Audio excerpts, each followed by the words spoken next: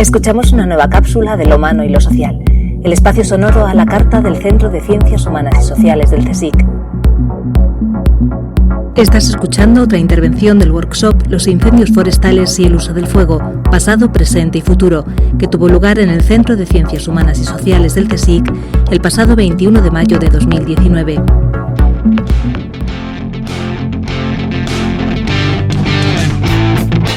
Estas sesiones fueron moderadas por el Dr. Sebastián Pérez Díaz, en el marco del proyecto Redisco, liderado por el Dr. José Antonio López Sáez, del Instituto de Historia del CSIC. El workshop contó con la presencia de investigadores referentes en el campo de los estudios de los incendios en el pasado. Escuchamos a Lara Vilar, con estimación de ocurrencia de incendios forestales en escenarios futuros de cambio de uso de suelo y climático.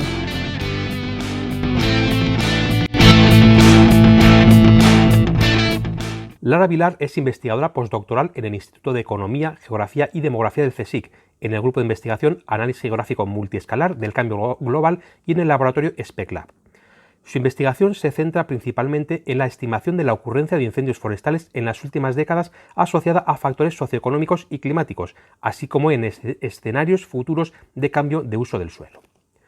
Ha participado en proyectos de investigación de ámbito nacional relacionados con la estimación del riesgo de incendio mediante el empleo de teledetección y sistemas de información geográfica, así como con el análisis de incendios históricos y su relación con cambios de uso del suelo en el pasado. De igual manera, ha participado en proyectos europeos del séptimo programa marco relacionados con la elaboración de medidas de gestión para la prevención de incendios, así como con el análisis de los incendios en relación con los cambios de tipo social y climático. Buenos días a todos. Y nada, lo primero, pues agradecer el que hayáis contado conmigo, que estamos en hacer cosas juntos y descubrir qué es lo que hacen en la planta de abajo, que está fenomenal. No, la verdad que ha sido muy interesante. ¿No está Reyes? No está Reyes. Muy interesante, ¿por qué? Porque yo he podido ver cosas, claro, del pasado, muy pasado, que explican el futuro, lo que se ha estado diciendo a lo largo de toda la mañana, y cosas sobre las que estamos trabajando nosotros para intentar ver qué es lo que va a suceder en base a todos estos incendios, los sistemas humanos, etcétera. Reyes, muy interesante todo, de verdad. Bueno, entonces, yo voy a dar un pequeño salto respecto a todo lo que se ha hablado ahora, es decir, voy a centrarme en qué es lo que trabajamos nosotros, ¿vale? Respecto a los incendios forestales en la época actual, en el presente, y qué tipo de análisis estamos haciendo para ver qué es lo que puede suceder en el futuro en base a lo que ya ha pasado y el cambio climático en el que estamos, ¿no? Entonces, a ver si... Bien. En primer lugar, bueno, vamos a ir un poco, esto es siglo XX, siglo XXI, es decir, todo lo que hemos estado escuchando esta mañana, pero un poco más en la época actual. ¿Qué es lo que está sucediendo en las últimas décadas en nuestros entornos? ¿Qué sucede en Europa y en la zona mediterránea? ¿Qué tipo de cambios sociales y de uso del suelo se han estado produciendo relacionados con el fenómeno de los incendios? ¿Qué sucede en España? ¿Vale? Serán cosas familiares y cosas que yo creo que vemos todos los veranos en los medios de comunicación, pero vamos, para poner un poco de cifras y de datos, toda la relación que tiene con el riesgo de incendio forestal y los factores humanos que dan lugar a este riesgo, cómo tratamos de modelizar la ocurrencia de incendio forestal en base a todos los factores humanos de los que os voy a hablar, y los trabajos que estamos haciendo para estimar esta ocurrencia de incendio forestal en escenarios futuros, ¿vale? Que esto es aquí lo que está siempre muy abierto a discusión, y luego una serie de conclusiones. Entonces, bueno, en primer lugar, así un poco de qué es lo que está sucediendo actualmente. Yo creo que somos todos conscientes, ¿no?, de los últimos años, las grandes catástrofes, ¿no?, vamos a poner, es decir, hay el fuego ha existido siempre, lo que hemos estado viendo durante toda esta mañana como herramienta de uso del territorio, etcétera, sí, pero hay algo, está sucediendo algo debido a cambios sociales y de uso del territorio, etcétera, que está modificando todos los patrones, es decir, sitios donde siempre ha habido incendios, y lo sabemos muy bien, se están convirtiendo en fenómenos catastróficos que incluso están provocando pues muchas pérdidas, incluso humanas, ¿no? Entonces tenemos el caso de Portugal de hace 2 años, de 2017, que no fue una causa humana, esto parece ser que fue un rayo, ¿vale? Una tormenta. Esto es lo que está aquí en el caso de Grecia, bueno, eso es California, que sabemos perfectamente lo que sucedió el año pasado, y esto es una cosa que es nueva, ¿vale? En nuestros entornos esto es Suecia, ¿de acuerdo? Esto fue los incendios de Suecia del año pasado, es decir, es algo completamente diferente a lo que nos estamos enfrentando ahora, ¿no? Entonces, volviendo a nuestra zona, a la Europa mediterránea, que como Reyes, ¿no? Ha sido, ¿no?, todo lo que ha ido sucediendo a lo largo de milenios, ¿no? Que, claro, a mí me cuesta mucho ir tan atrás, pero sí, es decir, el Mediterráneo no se entiende sin la presencia del fuego, y esto es algo que conocemos todos, ¿no? En datos actuales, ¿vale?, de las últimas décadas, se producen unos 50.000 incendios al año, se quema más de 500.000 de hectáreas y, sobre todo, más del 80% se concentra en países como Portugal, España, Italia, Grecia, etcétera, ¿vale? Y más del 90% de los que se conocen son debidos a la causa humana, ¿vale? Por toda la historia del uso del fuego. Sin embargo, como os acabo de comentar, están sucediendo ciertas cosas relacionadas con el clima, aparte de los usos del territorio, que están llevando a cambios e incendios en zonas donde no se esperaban, como por ejemplo el año pasado en zonas del centro de Europa y en los países nórdicos, porque hubo una serie de anomalías de temperatura y de precipitación que dieron lugar a que los combustibles, que bueno, que eso está discusión, ¿no, Cristina? Combustibles, pues estaba todo muy seco y se produjeron incendios por causa humana, pero en zonas donde antes no se solían producir, ¿no? Entonces estos son cambios que se están produciendo ahora, ¿no? Y veremos un poco qué repercusiones tienen. Entonces esto es lo que son los espacios que conocemos, ¿no?, de la Europa mediterránea, ¿no? Entonces, como se ha mencionado a lo largo de toda la mañana de hoy, pues sí, los paisajes en nuestras áreas se deben hay una estrecha relación con el empleo del fuego, y hay especies que están íntimamente relacionadas. Yo creo que hasta son las mismas fotos de Reyes, porque ahí está la jara, el pino y tal, es decir, que su germinación, etcétera, están ligadas al uso del fuego. Pero, claro, que algo está cambiando, porque ya estas perturbaciones no están siendo asimiladas por los ecosistemas, ¿vale? Entonces, bueno, aquí otra cosa, aquí a discusión, he puesto ya aquí, pues eso, acción humana, transformación de los combustibles, acumulación y tal, y la inclusión de los nuevos patrones del clima, ¿de acuerdo? Entonces, sabemos que esto ha existido, que se explica el territorio en base a los incendios, pero hay algo que lo está perturbando en mayor medida. Entonces, estos son líneas generales, ¿vale?, sujetas siempre a discusión. ¿Cómo explicar, ¿no?, el territorio que tenemos ahora? Yo he empezado en el momento de la despoblación de las zonas rurales. O sea, nosotros no nos vamos más atrás, ¿no?, como las compañeras. Pero bueno, que ya van explicando, que es lo que han comentado Cristina y Caterina, cómo está configurado el paisaje ahora mismo. Es decir, en el sur de Europa, en los años 50-60, se produjo la despoblación del medio rural y de todas las actividades relacionadas. Lo que dio lugar, pues ese aumento de combustible, paisajes más homogéneos, etcétera, donde se ve un incremento del riesgo, ¿no? Es decir, la acumulación de combustible y luego unido a las características climáticas, pues sí que influyen en el riesgo. Por otro lado, ya en los años 80, bien, se produce una modernización agrícola y las zonas forestales empiezan a ser utilizadas de otra manera, no para subsistir o para obtener recursos, sino con un uso más de tipo recreativo y turístico, aumentando el número de visitantes. Es decir, ahí hay una nueva problemática que puede dar lugar a un aumento del riesgo, ¿no? Más adelante, ya entramos en los años 2000, se empieza a urbanizar las zonas que están en contacto con estas zonas forestales. El caso de Madrid o la zona valenciana, pues puede ser un ejemplo, o el sur de Francia, toda la zona alrededor de Marsella, o sea, cerca de grandes núcleos de población, el ir de la ciudad al campo, por estar aquí en contacto un poco más con la naturaleza, pero incrementando zonas de riesgo. Y luego ya hablamos de mucha más problemática, de urbanizaciones ilegales, etcétera. Hay un sinfín de factores. Conclusión, que todos estos cambios de tipo social y económico están dando lugar a que el uso de las zonas forestales sea diferente, se acumule combustible, etcétera, con lo que haya un incremento del riesgo, ¿no? Entonces, aparte de saber las causas y una serie de factores que están ligados a la socioeconomía, está más o menos claro, ¿no?, y estudiado, pues, que el factor humano está ampliamente relacionado con el riesgo de incendio en nuestras zonas de tipo mediterráneo. En otras zonas del mundo, no sé, Canadá, por ejemplo, no tienen este problema porque están muy despobladas, etc. Para hacernos así una idea así de cifras, que yo creo que sí, más o menos como tenemos todos, ¿no?, así en la cabeza, ¿no?, de qué es lo que sucede en nuestro país.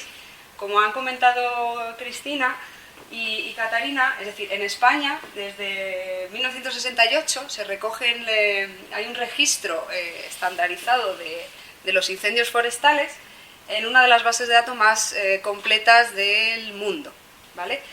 Esta base de datos se ha ido mejorando a lo largo del tiempo, pero sí que contamos con este registro, ¿no?, desde este año, con una mejora a lo largo del tiempo. Entonces, para hacernos una idea este sería, el Ministerio recoge, pone a disposición no toda la base de datos, solo tienes que solicitar, pero sí que pone resúmenes, datos, etcétera, en Internet, o sea que está disponible para todo el mundo. Aquí tenemos cómo se distribuye el número de incendios, ¿no?, en la península, que bueno, que todos sabemos, pues eso, el norte, el noroeste, y el área quemada de estos mismos incendios, ¿no? Esto es algo que sí que yo creo que todos tenemos así un poco asimilado. Respecto a las tendencias, claro, si cogemos la generalidad, pues sí que la tendencia es creciente, ¿vale? Con oscilaciones, ¿vale? Esto sería la tendencia general a nivel estatal, es decir, un aumento del número de incendios y del área quemada, bueno, pero con una serie de oscilaciones. Respecto a en qué momentos del año hay mayor número de incendios, pues está claro que tenemos la época del verano, ¿vale?, que en España está considerado que es de mayo a octubre, el periodo de incendios, aunque bien es cierto que eso está cambiando, porque hay años en los que el verano se alarga mucho más y se están dando muchos problemas en los meses de octubre, noviembre, etc. De igual forma, hay señalado, estos serían los meses de marzo, febrero y abril, es decir, hay una serie de incendios llamados de primavera, que sobre todo se dan en la zona de la cornisa cantábrica, debido al uso del fuego, de las actividades que hay en esa época del año, en esas zonas. ¿Qué sucede? Que esos incendios suceden todos los años, ¿vale?, porque están relacionados con la quema de los pastos. ¿Qué pasa? Que en años que son muy secos, como por ejemplo este año, las precipitaciones han sucedido después, este año ha salido Cantabria todo el rato en las noticias, porque se ha adelantado, yo creo, la estación, porque se han estado dando las quemas cuando todo estaba muy seco. Respecto a dónde suceden los incendios, el Ministerio divide la península, bueno, y Canarias, ¿no?, en 4 zonas. Entonces tenemos la zona del noroeste, donde se produce más de la mitad de todos los incendios de España. Tenemos las comunidades interiores, que abarca toda la meseta central, etcétera. Tenemos el Mediterráneo y las Islas Canarias, ¿vale? Entonces, en cuanto número de incendios y dónde se producen, esta sería la distribución de lo que sucede en nuestro país. Respecto a las causas, ya hemos visto que está claro que están relacionadas con las actividades humanas. De las que se conocen, pues eso, en torno a un 80% es de origen humano, y se dividen, que ya se ha mencionado, en naturales, que en España solo hay por rayo, ¿vale?, en zonas muy localizadas, es decir, que están bastante localizadas, accidentes y negligencias. La mayor parte son intencionados, que ya se ha mencionado, ¿vale?, desconocidos, bueno, pues depende de la región, se conocen más o menos, y aquellos que se reproducen, que normalmente pues son de tipo humano, ¿no? Dentro de los accidentes y las negligencias, que sería pues eso, un 23%, la mayoría son por quemas agrícolas y para la regeneración de pastos, ¿vale? El área quemada, el mayor porcentaje, también está producido por los incendios intencionados. Es decir, que aquí ya vemos que accidentes y negligencias están relacionadas con las actividades agrícolas, que estos son cosas que no tenemos muy claro, porque esto es toda la influencia pues, de lo que se escucha y tal, pero está básicamente en las actividades agrícolas.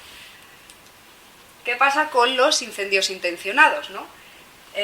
Contrariamente a lo que puede pensar, ¿no? Se puede pensar que los intencionados, pues más aquí, esto es la fuente del ministerio, ¿vale? Siempre se dice o se suele decir por los pirómanos, ¿no? Pues no, hay que irse quitando esta cosa de la cabeza porque casi el 40% de los intencionados están otra vez relacionados con las quemas agrícolas, ¿vale? Y con la regeneración de pastos. Es decir, tanto los accidentes como la parte de los incendios provocados están relacionados con las actividades agrícolas. Luego tenemos otra serie de causas que provocan los incendios intencionados, ¿no? Pues vandalismo relacionados con la caza, las venganzas, que eso lo hemos hablado antes, ¿no? en el café, animales, usos del suelo, espacios naturales protegidos, conseguir trabajo, es decir, pero son porcentajes muy pequeños, ¿de acuerdo? Es decir, la mayoría están relacionados con las actividades agrícolas.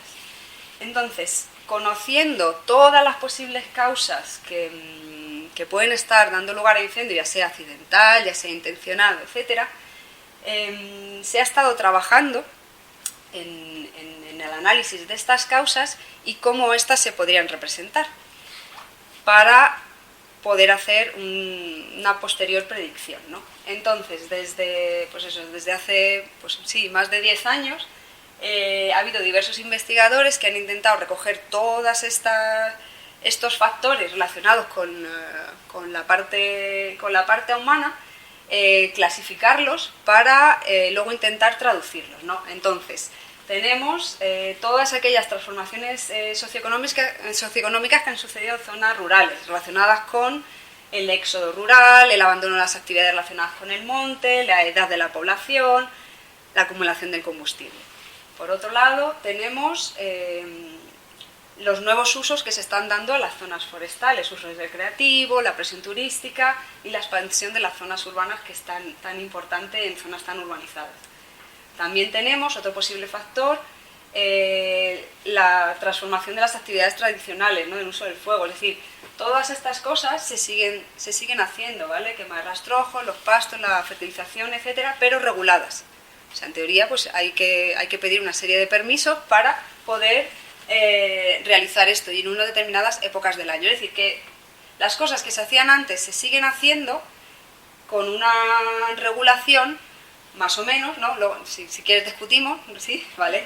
Con una cierta regulación, pero se siguen haciendo, ¿de acuerdo? Entonces puede ser otro factor que dé lugar, bueno, que lo hemos visto, que es el que mayor número de incendios provoca.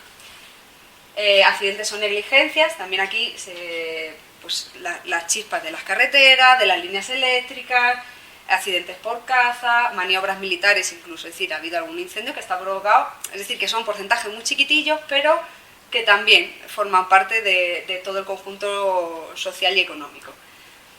Cómo está estructurado el paisaje, cómo están distribuidas las viviendas, conflictos que pueden generar incendios intencionados, es decir, hemos hablado de las venganzas entre vecinos, que hay diversas zonas pues que sí sucede, conflicto de propiedad, declaración de espacios naturales protegidos, que en algunas zonas eso ya está ampliamente superado, pero en sus comienzos el hecho de que hubiese cosas que no se pudiesen hacer, pues podría generar un conflicto, ¿no? Entonces, hemos visto que esto en muchos sitios está ya consolidado, o sea, ya está superado, ¿no? Pero bueno, es algo que sí que se ha tenido en cuenta, ¿no? ¿Qué más? Políticas forestales, ¿vale? Todo lo que, Catarina, ¿no? Has nombrado mucho, ¿no? De cerca de cómo se gestionan las cosas. El manejo forestal, la vigilancia, torres de vigilancia, pues si una torre aquí, si alguien va a hacer un incendio provocado, pues se pone en otro sitio, etcétera. Es decir, hay una serie de factores, ¿vale? Relacionados con posibles causas de incendio que los grupos de investigación se han dedicado a clasificar e intentar estructurar para luego intentar traducir todo esto en variables que nos permitan explicar el riesgo de incendio, ¿vale? Entonces, teniendo todo el conocimiento de esto es la época actual, vamos a centrar, ¿cómo podemos traducir esto para poder hacer modelización y poder tener modelos predictivos? Es decir, de lo complejo hay que intentar ir a lo sencillo, ¿no? Entonces, ¿cómo representar el factor humano? O sea, tenemos todo lo complejo que es el factor humano y las actividades que puede llevar a cabo. Es decir, por ejemplo, el comportamiento humano no se puede modelizar. La locura, la piromanía, eso no se puede. Bueno, a lo mejor sí, no sé qué podemos meter, pero es decir, que hay ciertas cosas que no, que hay que intentar, como es, lo simple, lo mejor, ¿no? La regla del rule of thumb, esto en la estadística y tal, es decir, cuanto más sencillo, mejor. Y es una de las cosas que hemos ido aprendiendo a lo largo de todos estos años, yo lo he ido aprendiendo. Entonces, para centrarnos un poco en qué sistema de riesgo nos movemos, desde el primer proyecto en el que yo participé, liderado por la Universidad de Alcalá, este sería el esquema de riesgo en el que nosotros nos hemos estado moviendo a lo largo de estos años. Es decir, riesgo de incendio compuesto por el peligro, ¿vale?, y la vulnerabilidad del territorio, ¿vale? Tendríamos dos ramas. Y nosotros nos encontraríamos en la parte de qué causa el incendio, es decir, en la ignición, y dentro de los agentes causales que tenemos en los naturales, en el humano. ¿De acuerdo? Es decir, que esta rama de aquí, porque luego estaría la propagación ya relacionada con la humedad del combustible, etcétera, nosotros nos centraríamos, nos hemos querido siempre centrar en la parte de la ignición, ¿vale? Es decir, qué es lo que provoca la ignición y cómo la podemos modelizar. Entonces, ¿cómo traducimos todo, cómo se puede traducir toda la parte humana de esa ignición del riesgo de incendio, ¿no? Todos esos factores, las herramientas que hemos utilizado ha sido traducirlo a una serie de variables reflejadas con su aspecto geográfico, es decir, nos interesaba ver representarlas en el territorio. Para eso, pues gracias a las tecnologías de la información geográfica y su traducción en los sistemas de información geográfica, es decir, tener bases de datos con una referenciación espacial, ¿vale?, con los datos que nos podrían interesar de variables relacionadas con el riesgo de incendio. Entonces, para que veáis un ejemplo gráfico, pues sería la Comunidad de Madrid y qué tipo de variables hemos empleado para hacer la predicción. Tenemos por un lado densidad de población, por ejemplo, todo está en la misma escala, esto sería 1 kilómetro, la misma escala y intentando que fuese en el mismo periodo de tiempo, es decir, aquí nos estamos moviendo los años 2000, ¿vale? Esto sería 2000-2010, este es el periodo en el que hemos estado trabajando en los últimos tiempos. Las carreteras, espacios naturales protegidos o la interfaz urbano-forestal. Estos son ejemplos de 4 variables, es decir, imaginaos todas aquellas variables que se pueden derivar de los factores, más tipos de zonas de contacto, líneas eléctricas, etc. Después, con todas estas variables que ya tienen una referenciación espacial, lo que hemos intentado hacer es, aplicando técnicas de estadística clásica o algoritmos genéticos, realizar unos modelos de predicción donde nos dé la probabilidad de que en una determinada zona, en este caso serían celdas de 1 kilómetro, cuál sería la probabilidad de incendio. Y esto sería en el tiempo presente, por decirlo de alguna manera, con datos relativamente actuales, ¿vale?, como de la última década, y empleando diferentes técnicas, etcétera, ¿no? Aquí vemos que 2 métodos pues nos dan cosas similares pero diferentes, es decir, luego ya viene todo el análisis posterior, ¿no? Entonces, en base a todo este tipo de análisis de tipo estadístico que luego tienen su reflejo espacial, nos hemos ido dando cuenta que a veces la inclusión de demasiadas variables pues te puede provocar más ruido que lo que en realidad estás explicando, ¿no? Decir que en estos modelos para la predicción de incendios no hemos incluido las variables de tipo biofísico, que son absolutamente imprescindibles para explicar el fenómeno, como tipo climático, topografía, etcétera, a propósito, para intentar aislar este factor de tipo humano, ¿de acuerdo? Bien, siguiente paso, después de estos años elaborando modelos predictivos en distintas zonas, no solo a nivel regional, sino también la cuenca mediterránea, etcétera, intentando aislar el factor humano, solicitamos un proyecto, el Look for Fire, en el que, en base a un trabajo previo de una compañera que se dedicaba a la elaboración de escenarios futuros de uso del suelo, ver en estos escenarios cuáles iban a ser los incendios del futuro, ¿vale? Un futuro relativamente cercano, 2025, 2050, que fuese de utilidad de cara a la gestión.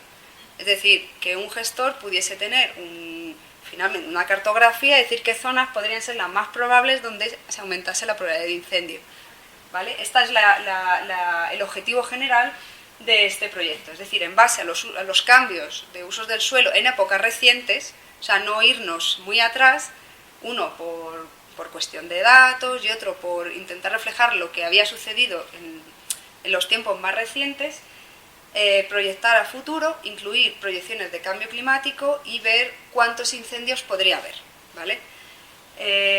Las zonas elegidas, esto ha sido a nivel regional, ¿no?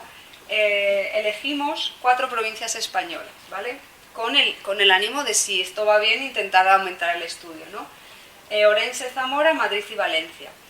Estas provincias, pues sí, son del ámbito mediterráneo, entonces, en cuanto a clima, vegetación, hay diferencias, pero no excesivas.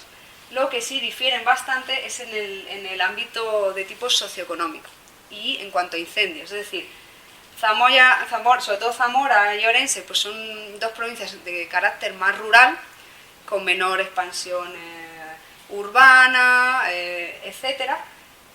Madrid es claramente una zona muy urbana, Valencia también, pero con diferencias con Madrid, porque tiene expansiones de matorral muy amplias, etcétera. Y en cuanto a incendios, Orense es claramente la que tiene mayor número de incendios, mayor superficie quemada, seguida de Zamora. Valencia no está mal tampoco, tiene muchos problemas en zonas de contacto, y Madrid tiene problemas en zonas de contacto, pero los incendios son más pequeños. Es decir, que esta foto nos puede dar una idea de qué sucede en zonas similares, pero con variaciones en la parte sobre todo territorial y socioeconómica. Bien, pues para ilustrar un poco los resultados de este proyecto os voy a poner el ejemplo de Madrid, ¿vale? Para que veáis cómo lo hemos estado haciendo. Entonces, Madrid, si no estáis familiarizados, bueno, que yo imagino que sí, es decir, tiene una gran superficie urbana, toda la parte está del este y del sur es de tipo agrícola, y luego tenemos la sierra, ¿no? La famosa sierra, que si no es de Madrid no sabe ni de lo que estás hablando, pero bueno, la sierra con sus pastizales, su zona forestal, etcétera. Como he mencionado, pues no hay muchos incendios, ¿vale? Suelen ser pequeños porque se actúa muy rápidamente, es decir, como hay una gran cantidad de población que puede estar expuesta, ¿no? Porque hay gente que vive aquí, ¿no? En estas zonas de sierra, en torno a las vías de comunicación, ¿no? Pues hay cierto riesgo, ¿no? Y la mayor causa es accidental, ¿vale? Entonces, los resultados que ya estamos obteniendo en otras zonas pues nos están dando otras fotos, ¿no? Entonces, a partir del estudio de esta región, el esquema de cómo hemos estado haciendo esto, es primero, en primer lugar, ver la ocurrencia de incendio en base a los modelos que os he explicado anteriormente, es decir, cogiendo variables, ahora os explicaré cuáles, en un tiempo relativamente reciente, ver cuál puede ser la probabilidad de incendio. Después hemos elaborado escenarios de cambio de uso del suelo o de coberturas para ver cómo serían los usos del suelo en el futuro. Os voy a mostrar aquí en 2050, ¿vale? Hemos incluido proyecciones del clima en 2050, ¿vale? Elaborados por la Universidad de Cantabria, y con todo hemos tratado de hallar cuál sería la ocurrencia de incendios en el futuro. Entonces, en primer lugar, aquí tendríamos que hemos utilizado para hacer el modelo predictivo como variable de incendios, la más precisa que hemos encontrado, que serían los puntos de ignición tomados por los bomberos en la Comunidad de Madrid. Es decir, lo que hemos estado viendo, que es como para todo tipo de modelización, cuanto más preciso sea el dato, pues obtenemos unos resultados pues más localizados espacialmente, ¿no? Entonces, estos serían los datos que recogen los bomberos, ¿vale?